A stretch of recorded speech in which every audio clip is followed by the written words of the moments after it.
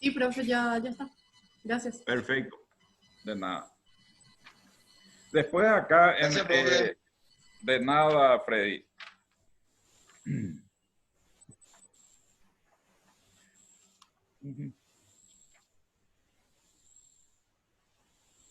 Dice, acá también otro ejemplo de revisión de hipótesis histórica. Hay una muy interesante que encontramos en el texto. Dice, la hipótesis popular de que los homínidos y los seres humanos primitivos, o sea, nuestros antepasados prehistóricos, vivían principalmente de la caza. Es una hipótesis histórica. O sea, acerca del pasado de nuestros antepasados, valga la redundancia. Esta hipótesis, dice, tiene varias fuentes. Las escenas de cacerías pintadas en cuevas, ¿verdad? Esto es conocido, uno de los rastros de estos antepasados nuestros era justamente las pinturas en las cuevas. Y esas pinturas frecuentemente hacían alusión a escenas de cacería. Entonces de ahí se saca la hipótesis, o de ahí sale la hipótesis de que nuestros antepasados eran cazadores. Dice, esta hipótesis tiene varias fuentes. La escena de cacería pintada en cuevas hace unos 20.000 años. La observación incompleta de algunos cazadores recolectores modernos. Dice, también habla la tradición de la historia militar y una inclinación masculina, dice otro autor. Binford ha argumentado que esta es una tesis, una hipótesis mayoritaria, vamos a decir, pero sin embargo acá cita otro autor, Binford, dice, una obra en 1981, ha argumentado que nuestros ancestros eran demasiado pequeños, débiles y de dentadura roma, es decir, chata, para competir por las presas con los grandes felinos. Dice, su opinión es que eran forrajeadores y los recolectores de residuos más marginales. Las pruebas en favor de esta hipótesis son tanto fósiles como experimentales. La primera consiste en la ausencia de armas, atiendan bien lo que dice, la primera consiste en la ausencia de armas entre la herramienta usada por los homínidos protohumanos. La segunda es que en las regiones boscosas ribereñas de África Oriental la búsqueda de residuos es bastante dificultosa y por lo tanto exigente y promotora de destrezas sociales. ¿Entienden? Este es un ejemplo. Yo no digo que ustedes estén de acuerdo con una o tal hipótesis.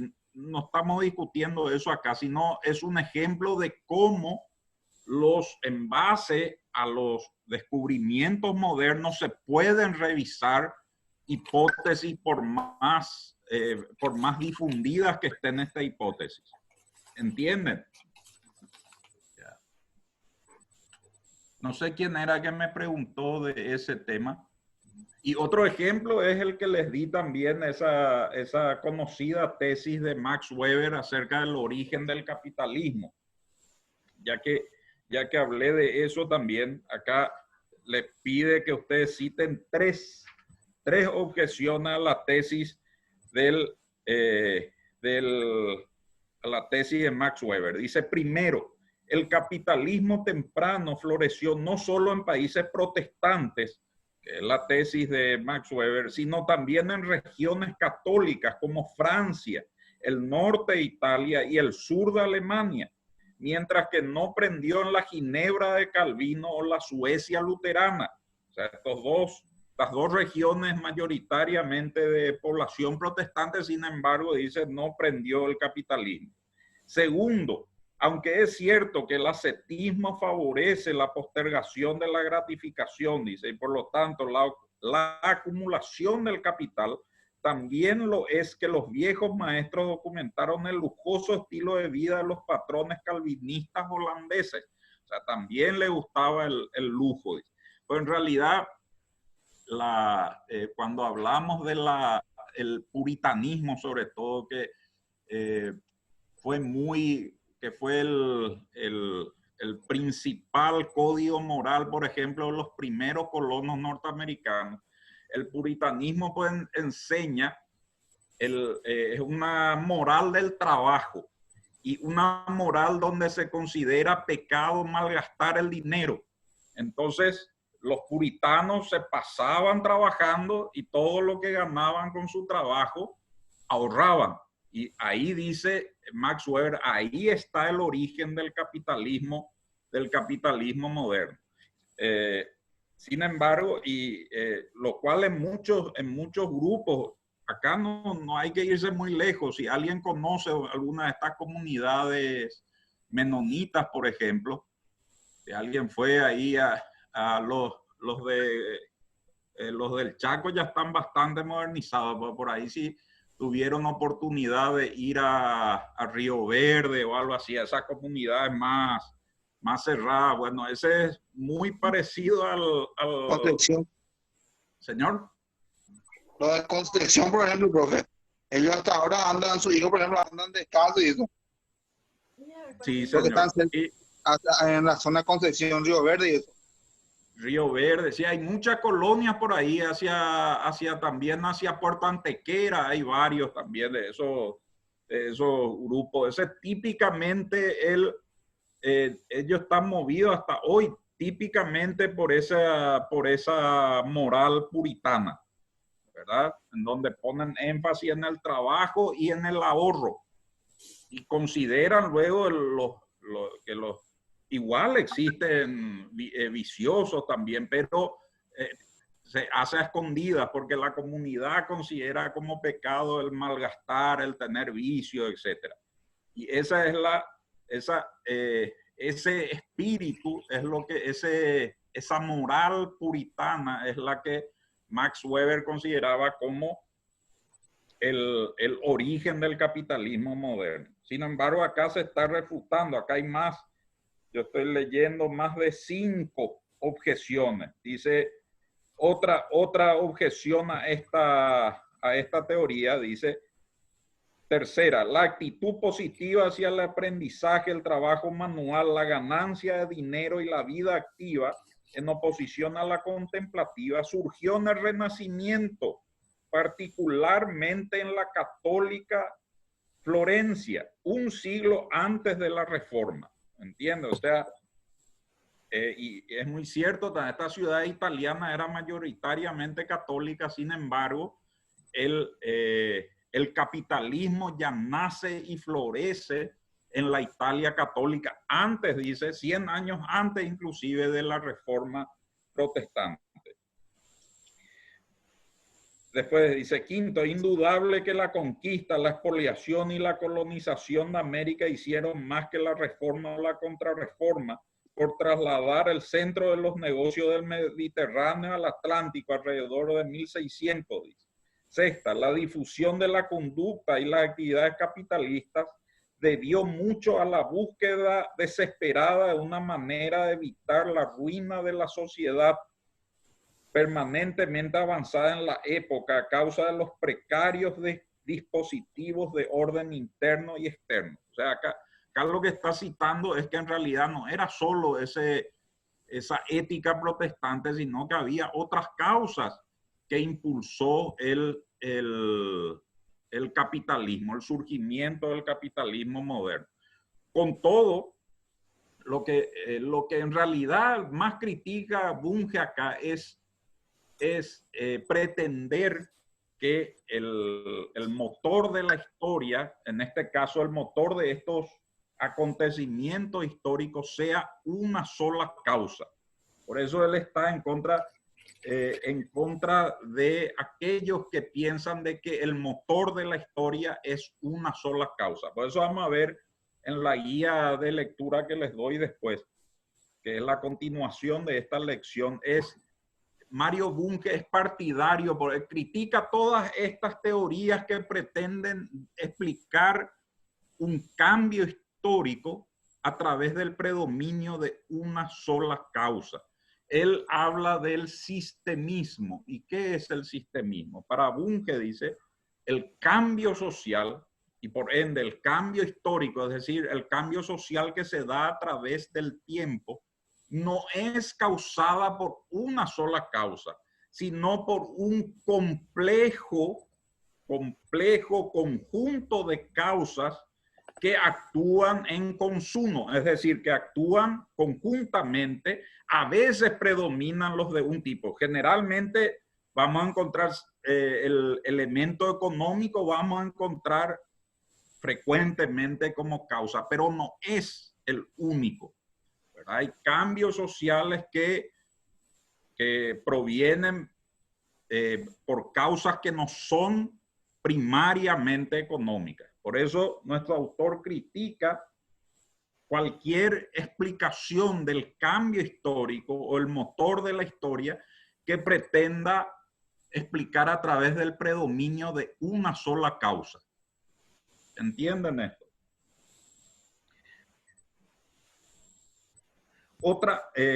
Otra cosa acá, por ejemplo, hay en cuanto a, ya que entramos en el tema de la causa de los cambios sociales a través del tiempo, es decir, el motor de la historia.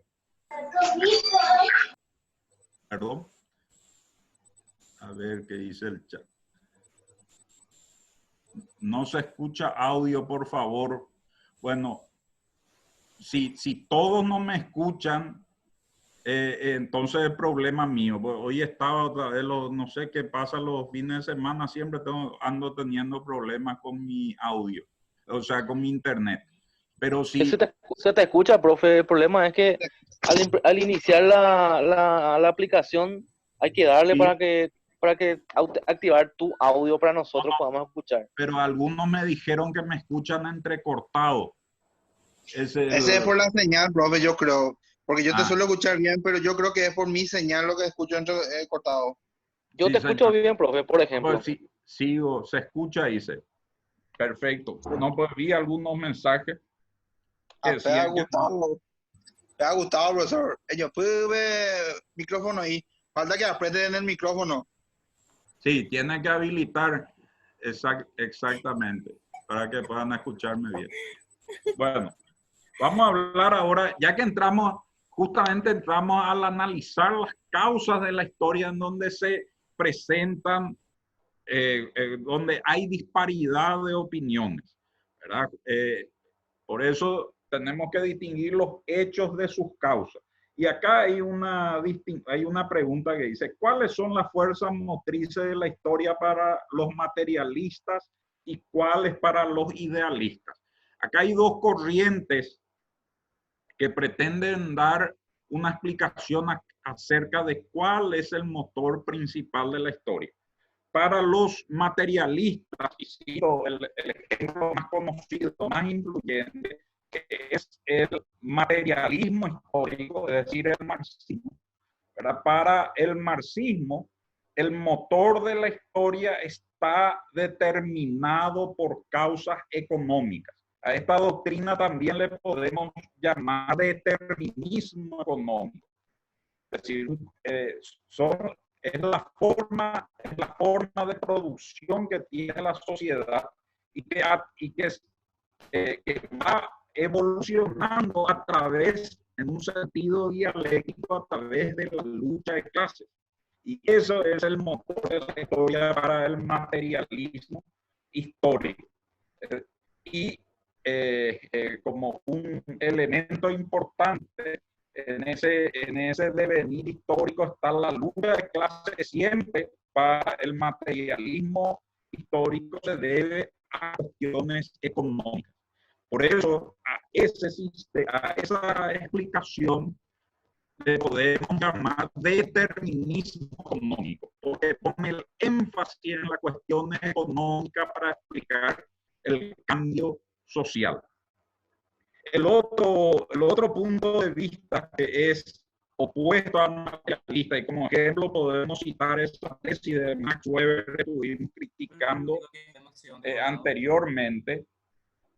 Para el idealismo, en cambio, el principal motor de la historia no son cuestiones materiales, sino, como su nombre lo dice, son las ideas, la actuación de los grandes personajes de la historia, que con sus ideas van produciendo el cambio social. las ideas de diferentes índoles, las ideas religiosas, por ejemplo, las ideas políticas, que son las ideas filosóficas, que son los que por el peso, por la importancia de esos autores, van produciendo el cambio social. Por eso está materialismo e idealismo. El materialismo son causas materiales, principalmente económicas, las que mueven la historia. Para el idealismo, como su nombre lo dice, son las ideas las que producen el cambio social. Las ideas de los, ahí pone énfasis en la actuación de los grandes personajes de la historia, que son con sus ideas van produciendo cambio social. Así, por ejemplo, podemos decir la influencia que tiene Jesús de Nazaret, por ejemplo. Nadie va a negar de que tiene alguna disputa si existió o no, pero lo que no se puede negar es que esa corriente iniciada por Jesús o por sus seguidores, eso tuvo una influencia decisiva en el devenir histórico, ¿verdad? Bueno, eso es lo que defienden los idealistas. El motor de la historia es producido por las ideas, ya sea estas religiosas, políticas, filosóficas, que acuñadas por los grandes personajes de la historia van produciendo el cambio social. Eso postula el idealismo. En contrapartida, repito, el materialismo es aquella doctrina que pone primacía en lo material. Sobre todo la más influyente de estas doctrinas, que es el determinismo económico postulado por el materialismo histórico. De hecho, así se llama, es el materialismo histórico, porque son las causas materiales, económicas, las que producen el cambio social, ¿verdad? ¿Qué es lo que dice Bunge con relación al postular? Rechaza entonces Bunge el pretender que el cambio social sea producido por una sola causa, ya sea idealista o materialista. ¿Y qué es lo que propone? Y repito esto, es el sistemismo. ¿Qué es el sistemismo? Es explicar el cambio social, la historia en sí, por la actuación conjunta de un complejo sistema de causas, ¿verdad? A veces predominan los de un tipo, a veces predominan las causas materiales, a veces predominan las causas, los ideales, ¿verdad? A veces, vamos a explicar, por ejemplo, la Revolución Francesa. En la Revolución Francesa,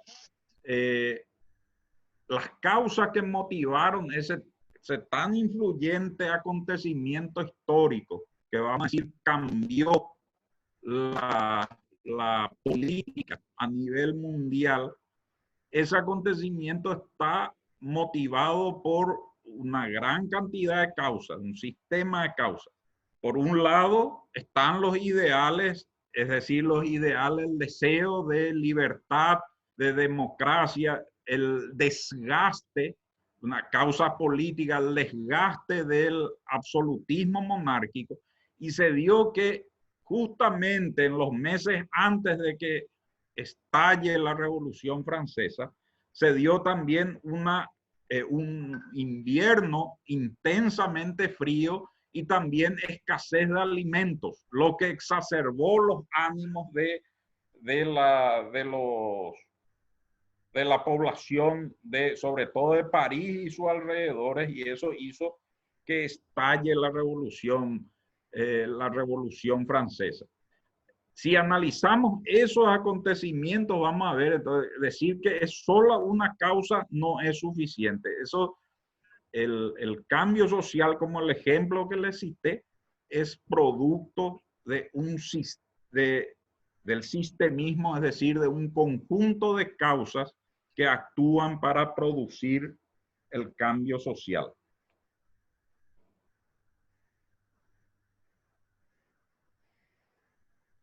Sin embargo, dice, reconoce algo que reconoce, que sin embargo sí se ve que la causa económica es importante, pero no es la única. Eso nomás lo que dice Bucket.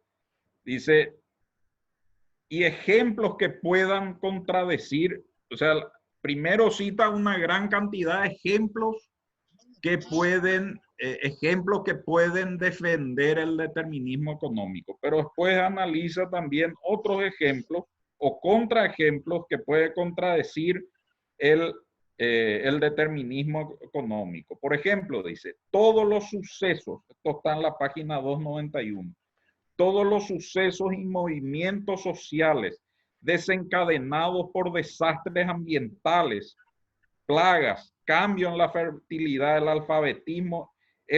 alfabetismo literario, etc.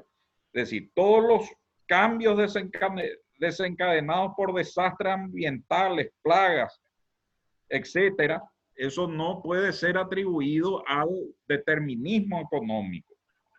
Ese es un ejemplo. Otro ejemplo, dice la revolución neolítica, esto es, la introducción de la agricultura dio origen a una explosión demográfica que en algunos lugares provocó el nacimiento de la civilización, la cual modificó drásticamente el estilo de vida de la gente y originó el estado de una cultura mucho más rica. El hacinamiento en las ciudades condujo a la difusión de enfermedades contagiosas, algunas de las cuales diezmaron y hasta eliminaron a poblaciones enteras. O sea, acá está citando otros ejemplos, o sea, otras posibles causas que contradicen el determinismo económico. Permiso, profesor. Sí. ¿Para qué podría aceptarle a los compañeros que están todavía en lista de espera? Ajá, hay dos, veo. Ya. Gracias, Ya profesor. de nada. Bueno, esta reunión terminará en 10 minutos, dice.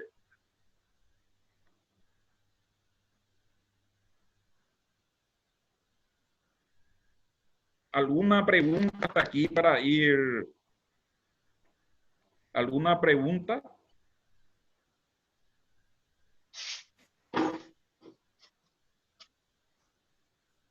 Profesor. Sí.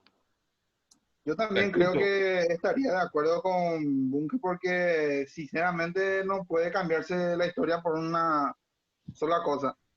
Sí, señor. Justamente eso.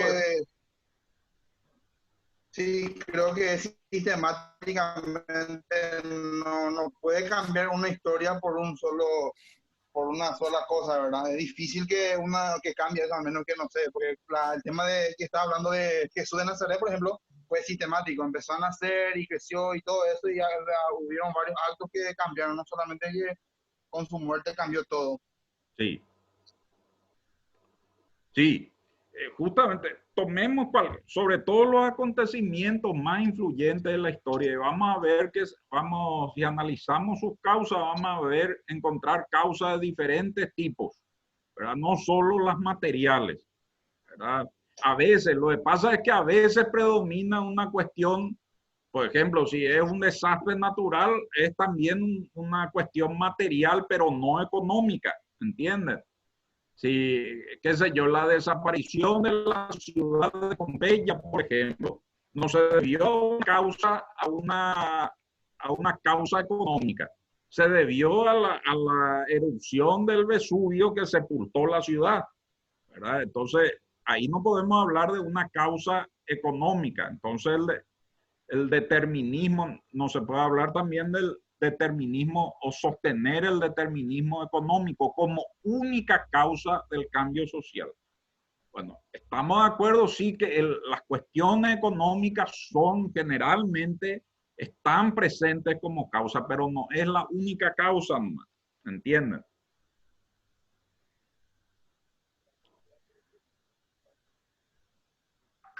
Profe, hay gente esperando otra vez, parecen algunas personas. Sí. Ah, sí. Perfecto. Bueno, está, a ver qué hora es. Muy bien. Profesor, ¿le puedo preguntar algo? Sí, señor. Pregunte.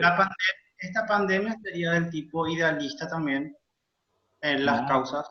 no. Esto es una cuestión acá. Más bien hay una cuestión material de por medio, no económica también. Las consecuencias van a ser económicas. Ojo, las consecuencias no van a ser solo para la salud de la población, ¿verdad? Un porcentaje de gente que lamentablemente no va a sobrevivir, no va a ser solo esa es la consecuencia, esa es una consecuencia grave, pero no va a ser la única, va a ser tan grave como eso, va a ser las consecuencias económicas que va, pero consecuencias.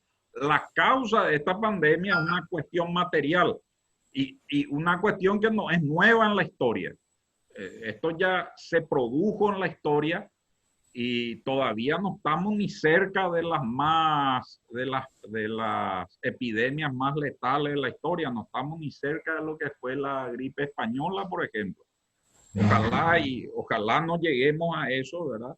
Y justamente para que no se llegue a esos niveles que los países toman estas medidas tan drásticas, pero son tan drásticas que van a tener sus consecuencias económicas. Pero no podemos hablar de una causa ideal, de una idea que produjo esto. Esto se produjo por una cuestión natural. Bueno, ahí ya vamos a entrar a discutir si fue creado en el laboratorio o no, pero vamos nomás, antes de entrar todavía en esa discusión, vamos a decir que el problema por el momento es material, ¿verdad? No es una idea, el virus no está en nuestra imaginación, la gente se está muriendo. En Italia hay más de 20.000 muertos, eso no creo, o sea, no creo que sea invento, ¿verdad? Hay algo real ahí, pero la causa de eso no es una idea, es un virus. Y es algo que ha existido en la historia y es hasta una cuestión natural. Ahora, si eso está por determinarse, si eso se hizo a propósito o fue una cuestión, como les dije, hay veces que también el cambio social se produce por la estupidez humana, ocurre también, ¿verdad? Y si fue que alguien estaba manipulando material biológico y se le escapó el virus, bueno, estamos en presencia de un cambio social importante que se viene ahora por causa de la estupidez humana. Y si no, si lo que estamos es en presencia del bioterrorismo, bueno, ya es una cuestión que va a ser un poco difícil de demostrar, pero pues, podemos esperar a ver qué pruebas surgen al respecto. Pero en principio estamos en presencia de una causa natural del cambio social que se puede venir, que de hecho se va a venir después de esta pandemia, ¿verdad? Profe, No sé disculpe si que interrumpa. Sí. Se termina la reunión en 3 minutos y algo. ¿Vamos a volver a ingresar por otro link o no? Y depende de qué dice el pueblo. Yo les dejé, algunos todavía no terminaron el trabajo, les puedo dejar para que trabajen o podemos ingresar a hacer una nueva, aunque sea media hora, depende de ustedes. Eso depende de ustedes. Podemos dejar acá, yo les puse la hora de entrega, pueden terminar el trabajo, está pendiente y echarle un vistazo a la otra guía de estudio que les dejé también.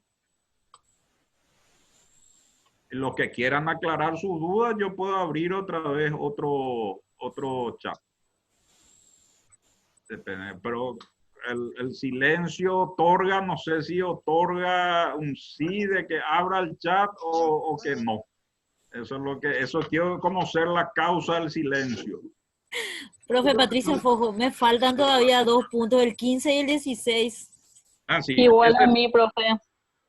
Perfecto. Pero ese expliqué rápidamente un poco al comienzo, estaba Los representantes. la crítica que se hizo de representar la tesis weberiana. Weber, por ejemplo, la tesis de Weber es un ejemplo del idealismo histórico. Después aquí está también el tema de, acá le cita también a otro autor, George Simmel, por ejemplo, que era uno de los grupos, tenía que como un representante del idealismo, ¿verdad? Bueno, ¿qué les parece? Les dejo trabajar y los que terminan y para no aburrirse este fin de semana, pero tienen tiempo hasta el 4 de mayo para presentar la otra guía de lectura para ir cerrando este capítulo referente a la historia. Mejor les dejo trabajar entonces y nos vemos el miércoles. El viernes es 1 de mayo, entonces vamos a tener clase el miércoles. Feriado. El viernes es feriado, vamos a poder descansar.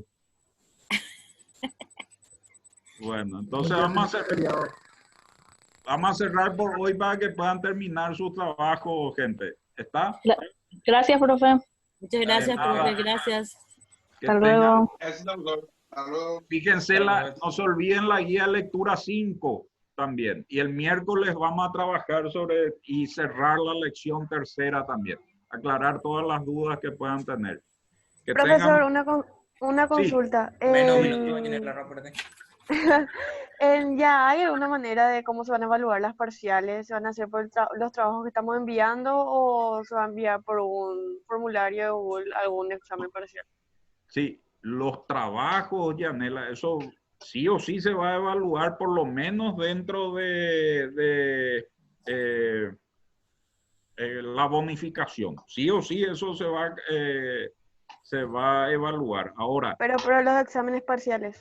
claro, eso es lo que queda por determinar todavía. Yo no tengo instrucciones al respecto. No sé cómo evaluar los exámenes parciales y eso estoy a la espera todavía. O qué peso, si va a haber un